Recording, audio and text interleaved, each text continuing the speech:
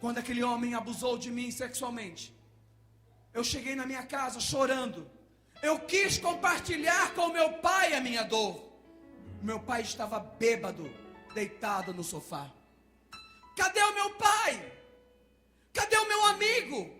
Quem que eu podia compartilhar aquela dor? Hoje se fala muito em pedofilia, mas eu fui vítima de um pedófilo. Eu sei o trauma que traz para uma criança quando ela é vítima. E o pai? Cadê o meu pai? Não tinha um pai presente. Queridos, eu quero dizer para vocês, há uma base para se tornar homossexual. Ninguém nasce homossexual, porque Deus, quando Deus criou o homem, Deus, quando Ele criou a mulher, ali Deus constituiu família, e o projeto de Deus é a família. Há uma base para se tornar homossexual. A homossexualidade entrou na minha vida quando eu tinha 6 anos de idade, por um advogado que morava em frente à minha casa. Mas o que leva a pessoa a vivenciar o estado da homossexualidade? Pais agressivos, pais ausentes, pais assistencialistas. Mas o que é, pastor, um pai assistencialista? É aquele pai que supre toda a necessidade da casa e perde o que tem de mais precioso, que é a família. Mães possessivas, criança criada sem limites, crianças que não sabem o significado da palavra não. Há uma base para se tornar homossexual. Rejeição ainda no ventre. Rejeição. Alguém de vocês já ouviram falar às vezes, as mães sonham com uma menina e aí nasce um menino? Mas eu já tenho 3 meninas, eu queria tanto uma menina. Mas veio um menino, né? Fazer o quê? Rejeição. Ainda no ventre. Há uma base para se tornar homossexual. Porque Deus, Ele é perfeito. Deus foi perfeito e é perfeito em tudo que criou.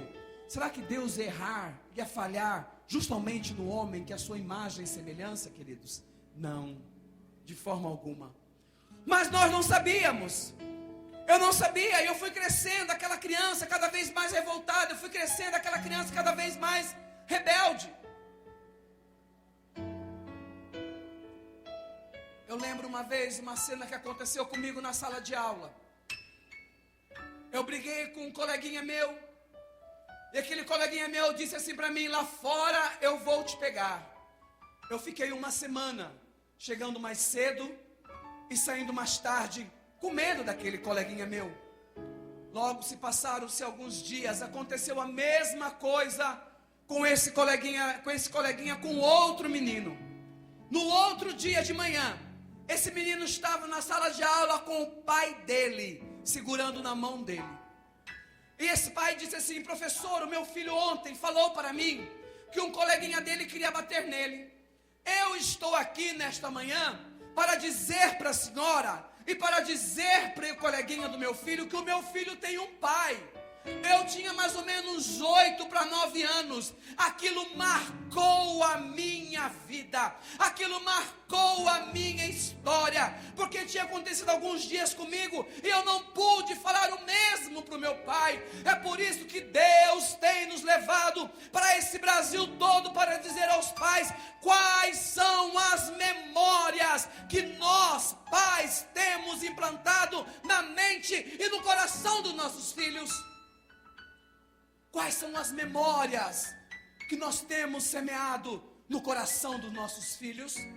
Provérbios, no capítulo 22, no versículo 6, a Bíblia diz assim: instrua o menino no caminho que deva andar, para que mais tarde não se arrependa e não venha se desviar dele.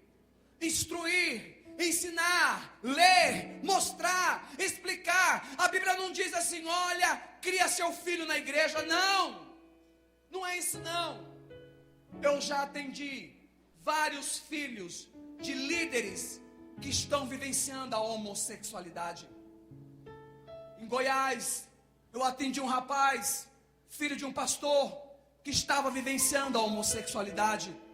E o pai não sabia por quê. quando eu comecei a conversar com o menino disse assim para mim: olha, pastor, eu tinha 7 anos de idade, o meu pai viajava muito, o meu pai fazia muitos congressos, o meu pai ficava o tempo todo viajando, e quando ele viajava, ele deixava na casa da minha avó, e o meu primo de 12 anos começou a abusar de mim. Ele abusou de mim durante 3 anos, e eu disse para ele assim: mas você nunca compartilhou com seu pai? Ele disse: meu pai nunca tinha tempo. Meu pai nunca tinha tempo. Ter tempo com a nossa família, estar junto com os nossos filhos, amar verdadeiramente, verbalizar o amor para com os nossos filhos. Há uma base para se tornar homossexual. E a minha vida foi crescendo. Eu fui ficando um jovem cada vez mais revoltado. Eu fui ficando uma criança cada vez mais revoltada. Eu quis acabar com a minha vida. Eu tomei veneno ainda quando eu era criança. Aí as pessoas perguntam assim: nossa, mas quando você era criança aconteceu isso. Sabe por quê, querido? O diabo não teve infância. O diabo não teve infância. E ele vem para matar, roubar e destruir. Ele queria destruir a minha vida. E a minha mãe, naquela religião que ela estava servindo, me levou para um centro de umbanda, onde o pai de santo era homossexual. E ali foi feito um pacto no cemitério comigo, onde foi derramado sangue de animais sobre a minha cabeça. E disseram para minha mãe que eu tinha algum da direita e que eu tinha algum da esquerda, que hoje eu sei que era tudo demônio do mesmo jeito. E falaram para minha mãe que eu tinha que me desenvolver, e que eu tinha uma grande missão aqui na terra. E nós começamos a frequentar um outro terreiro de umbanda. E nesse terreiro de umbanda veio uma mãe de santo de Campo Grande, Mato Grosso. E essa mulher falou que tinha que fazer um trabalho mais específico com a minha vida. E essa mulher me levou para Campo Grande. Só que antes disso, queridos, antes de tudo acontecer, ao lado da minha casa morava uma senhora evangélica, a Dona Teresa. Aleluia. E a Dona Teresa, vindo daquela situação da minha família, a Dona Teresa chegou lá em casa e disse assim: Dona Odete, a senhora não quer ir na igreja? A minha mãe disse: não, eu não quero não. Eu já tenho a minha religião. A minha mãe, ela estava presa numa religiosidade. A minha mãe, ela conhecia aquele Jesus morto que ficou cravado na cruz. A Dona Teresa chegou e falou assim: mas eu posso levar o Joide? A minha mãe disse: pode levar esse menino. E a Dona Teresa me levou numa igreja Assembleia de Deus, numa reunião das mulheres. E ali, quando as irmãs começaram a orar, quando o Espírito de Deus começou a operar naquele lugar, eu criança, eu fiquei com medo, eu não entendi. Eu me encolhi no banco da igreja e veio uma senhora. E essa senhora colocou a mão sobre a minha cabeça. E aquela mulher orou por mim alguns minutos. Na época eu não entendi nada, mas hoje eu entendo que naquela noite o Senhor me selou. Aleluia! Naquela noite o Senhor me separou. A importância, paz, de nós apresentarmos os nossos filhos para Deus. Mas quando a minha Dona Teresa me levou de volta e perguntou para minha mãe se a minha mãe queria entregar o coração dela para Jesus, a minha mãe disse: não, eu já tenho a minha religião. E ela ainda disse mais: eu acho engraçado esses crentes, só eles acham que tem Deus. Mas a minha mãe, ela acreditava naquele Jesus todo ensanguentado ali na cruz. A minha mãe não conhecia o Deus Emanuel. A minha mãe não conhecia o Deus conosco. A minha mãe não conhecia esse Jesus que venceu a morte, ressuscitou e habita em meio a nós. Não era esse Jesus que a minha mãe conhecia.